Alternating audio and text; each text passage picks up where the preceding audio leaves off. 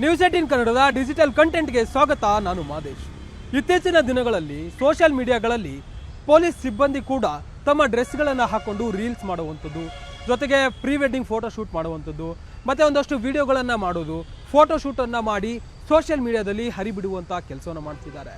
ಈ ಬಗ್ಗೆ ಕರ್ನಾಟಕ ರಾಜ್ಯ ಪ್ರಾಧಿಕಾರ ಪೊಲೀಸ್ ಪ್ರಾಧಿಕಾರಕ್ಕೆ ಸಾಕಷ್ಟು ದೂರುಗಳು ಸಾರ್ವಜನಿಕರಿಂದ ಬರ್ತಿದ್ದಾವೆ. ಹೀಗಾಗಿ ಇಂತಹ ವಿಚಾರಗಳಿಗೆ ಬ್ರೇಕ್ ಹಾಕುವಂಥ ನಿಟ್ಟಿನಲ್ಲಿ ಕರ್ನಾಟಕ ರಾಜ್ಯ ಪೊಲೀಸ್ ಪ್ರಾಧಿಕಾರದಿಂದ DGIGP ಸಲೀಂ ಅವರಿಗೆ ಪತ್ರವನ್ನು ಬರೆಯುವಂಥ ಕೆಲಸವನ್ನು ಮಾಡಲಾಗಿದೆ. ಇತ್ತೀಚಿನ ದಿನಗಳಲ್ಲಿ ಸೋಷಿಯಲ್ ಮೀಡಿಯಾದಲ್ಲಿ ಪೊಲೀಸ್ ಸಿಬ್ಬಂದಿ ಸಮವಸ್ತ್ರಗಳನ್ನು ಧರಿಸಿ ಸಾಕಷ್ಟು ವಿಡಿಯೋಗಳನ್ನು ಮಾಡ್ತಿದ್ದಾರೆ, ಫೋಟೋಶೂಟ್ಗಳನ್ನು ಮಾಡ್ತಿದ್ದಾರೆ, ಸಿನಿಮಾ ಸ್ಟೈಲ್ನಲ್ಲಿ ವಿಡಿಯೋಗಳನ್ನು ಮಾಡಿ ಹರಿಬಿಡ್ತಿದ್ದಾರೆ. ಹೀಗಾಗಿ ಸಮವಸ್ತ್ರವನ್ನು ರೀಲ್ಸ್ಗೆ ಬಳಸದಂತೆ ನಿರ್ದೇಶನ ನೀಡುವಂತೆ DG ಸಲೀಂ ಅವರಿಗೆ ಮನವಿ ಮಾಡುವಂಥ ಕೆಲಸವನ್ನು ಪ್ರಾಧಿಕಾರ ಮಾಡಿದೆ. ಈಗಾಗಲೇ ಅದರಲ್ಲಿ ಒಂದಷ್ಟು ಅಂಶಗಳನ್ನು ಕೂಡ ಮಾಡಲಾಗಿದೆ. ಈ ಮುಂಚೆ ಕೂಡ ಈ ಒಂದು ವಿಚಾರಗಳಿಗೆ ಸಂಬಂಧಪಟ್ಟಂತೆ, ಯಾಕಂದರೆ ಒಂದಷ್ಟು ಪ್ರಕರಣಗಳ ಬಗ್ಗೆ ಮಾಹಿತಿ ಆಗಿರ್ಬೋದು, ಒಂದಷ್ಟು ವಿಚಾರಗಳಾಗಿರ್ಬೋದು, ಪೊಲೀಸ್ ಸಿಬ್ಬಂದಿ ಅದರಲ್ಲೂ ಕೂಡ ಕೆಳ ರ್ಯಾಂಕ್ನ ಪೊಲೀಸ್ ಸಿಬ್ಬಂದಿ ಅಂದರೆ ಕಾನ್ಸ್ಟೇಬಲ್ಗಳಾಗಿರ್ಬೋದು ಮತ್ತು PSIಗಳಾಗಿರ್ಬೋದು, ಈ ರೀತಿಯಾದಂಥ ಅಧಿಕಾರಿಗಳು ಸೋಷಿಯಲ್ ಮೀಡಿಯಾದಲ್ಲಿ ಒಂದಷ್ಟು ವಿಚಾರಗಳನ್ನು ಪ್ರಸ್ತಾಪ ಮಾಡುವಂಥದ್ದಾಗಿರ್ಬೋದು, ಯೂನಿಫಾರ್ಮ್ ಮೂಲಕ ಪೋಸ್ಟ್ ಮಾಡುವಂಥ ಕೆಲಸವನ್ನು ಮಾಡಿದ್ರು. ಆ ಒಂದು ವಿಚಾರವಾಗಿ ಸೋಷಿಯಲ್ ಮೀಡಿಯಾದಲ್ಲಿ ಈಗಾಗಲೇ ಸಾಕಷ್ಟು ಚರ್ಚೆಗಳು ಕೂಡ ಆಗ್ತಿದ್ದಾವೆ. ಅದರಲ್ಲೂ ಕೂಡ ಹಿರಿಯ ಅಧಿಕಾರಿಗಳ ಅನುಮತಿ ಇಲ್ಲದೆ ಆಗಿರ್ಬೋದು, ಅಥವಾ ಒಂದಷ್ಟು ವಿಚಾರಗಳನ್ನು ಓಪನ್ ಆಗಿ ಮಾತನಾಡುವಂಥದ್ದು ಕಾನೂನಿನ ಮೂಲಕ, ಅಂದರೆ ಈ ಒಂದು ರಾಜ್ಯ ಪೊಲೀಸ್ ಇಲಾಖೆಯಲ್ಲಿ ಒಂದಷ್ಟು ಶಿಸ್ತು ಕ್ರಮಗಳೇನಿರ್ತವೆ ಅದನ್ನು ಪಾಲಿಸಲಾಗ್ತಿಲ್ಲ, ಅದಕ್ಕೆ ಎಲ್ಲೋ ಒಂದು ಕಡೆ ಧಕ್ಕೆ ಆಗ್ತಿದೆ ಅನ್ನೋಂಥ ಚರ್ಚೆಗಳು ಕೂಡ ನಡೀತಿತ್ತು. ಆಗಾಗ ಪೊಲೀಸ್ ಇಲಾಖೆಯಲ್ಲೂ ಕೂಡ ಇದ್ರ ಬಗ್ಗೆ ಚರ್ಚೆ ಆಗ್ತಾನೆ ಇರುತ್ತೆ. ಹೀಗಾಗಿ ಇತ್ತೀಚಿನ ದಿನಗಳಲ್ಲಿ ಸೋಷಿಯಲ್ ಮೀಡಿಯಾದಲ್ಲಿ ಪೊಲೀಸ್ ಸಿಬ್ಬಂದಿಯ ಒಂದು ಭಾಗವಹಿಸುವಿಕೆ ಜಾಸ್ತಿ ಆಗ್ತಿದೆ. ಯೂನಿಫಾರ್ಮ್ಗಳನ್ನು ಬಳಸಿಕೊಂಡು ರೀಲ್ಸ್ ಮಾಡುವಂಥದ್ದು, ಫೋಟೋಶೂಟ್ ಮಾಡುವಂಥದ್ದು, ಪ್ರೀ ವೆಡ್ಡಿಂಗ್ ಫೋಟೋಶೂಟ್ಗೂ ಕೂಡ ಯೂನಿಫಾರ್ಮನ್ನು ಬಳಸುವಂಥದ್ದು, ಇದು ಸಮಾಜಕ್ಕೆ ಬೇರೆ ರೀತಿಯಾದಂಥ ಮೆಸೇಜ್ ಕೊಡಲಾಗುತ್ತೆ. ಹೀಗಾಗಿ ಪೊಲೀಸ್ ಅನ್ನುವಂಥದ್ದು ಒಂದು ಶಿಸ್ತು, ಪೊಲೀಸ್ ಅನ್ನುವಂಥದ್ದು ಒಂದು ಶಿಸ್ತಿನ ಕ್ರಮ.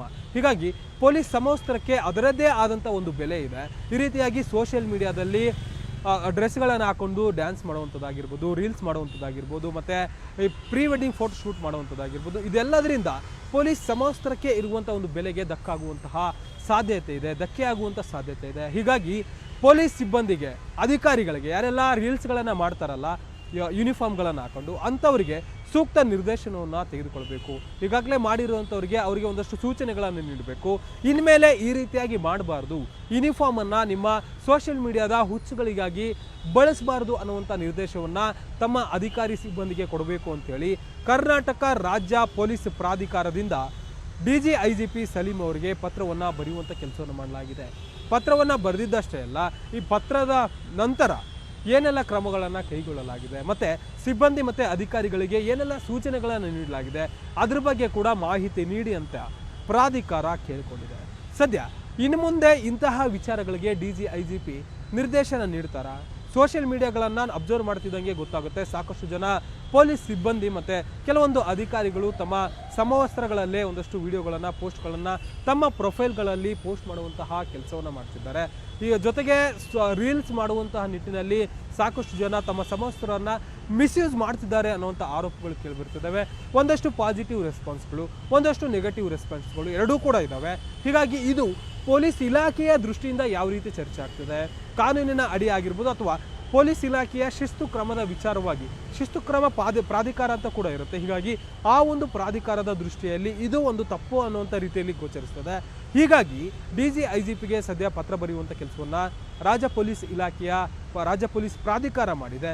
ಇನ್ಮೇಲೆ DGIGP ಅವರು ಈ ಒಂದು ನಿಟ್ಟಿನಲ್ಲಿ ಏನೆಲ್ಲ ಕ್ರಮ ಕೈಗೊಳ್ತಾರೆ, ನಿಜಕ್ಕೂ ಕೂಡ ಸೋಷಿಯಲ್ ಮೀಡಿಯಾದಲ್ಲಿ ಸಮವಸ್ತ್ರವನ್ನು ಬಳಸಿ ರೀಲ್ಸ್ ಮಾಡುವಂಥ ಪೊಲೀಸ್ ಸಿಬ್ಬಂದಿಗೆ ಬ್ರೇಕ್ ಬೀಳುತ್ತಾ ಕಾದು ನೋಡಬೇಕಿದೆ. ಹೆಚ್ಚಿನ ವಿಡಿಯೋಗಳಿಗಾಗಿ ನೋಡ್ತಾ ಇರಿ news 18 Kannada. Camera person Srinivasulu ಜೊತೆ ಮಾದೇಶ್, ನ್ಯೂಸ್ 18 ಕನ್ನಡ, ಬೆಂಗಳೂರು.